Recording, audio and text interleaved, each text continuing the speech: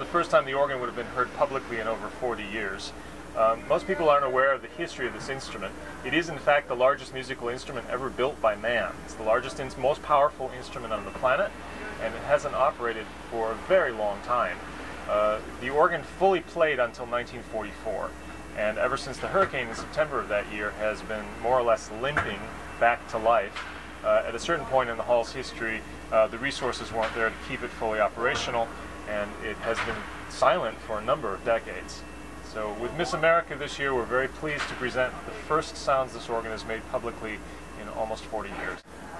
But the great thing about this console is it's so well preserved. It reminds me of being in a vintage car, because all of the interior is lacquered and smells the way that an old car would smell. It's an important experience musically, but also aesthetically.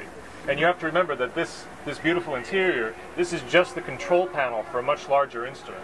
The organ itself is over 150 tons of equipment, and it's all located behind the walls in the building. So when you come into the building, you don't see the 150 tons of equipment, you just see the grillwork that the organ speaks out of. We're standing in one section of the organ here called the Great Division. This is one portion of the organ that's now been made playable.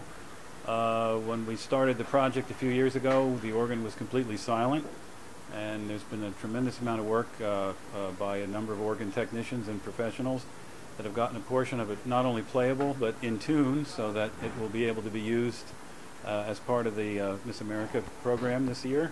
So we're pretty excited about that. That's a pretty major step. It's a lot of exposure, and it's a major step for the organ project. In this space here, we're looking at several hundred pipes. The organ in total has over 33,000. It's located in 8 rooms around the arena. So this was surround sound in 1932. It doesn't seem very technologically advanced now, but for then it was a pretty complex piece of machinery and audio equipment.